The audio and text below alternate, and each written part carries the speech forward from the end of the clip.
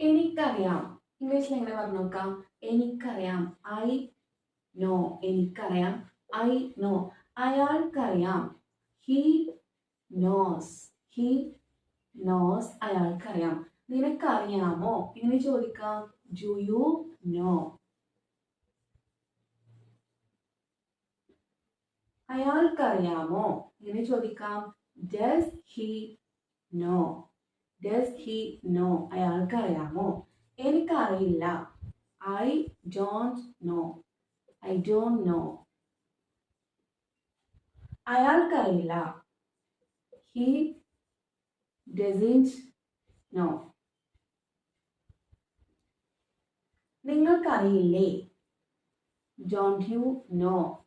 Don't you no.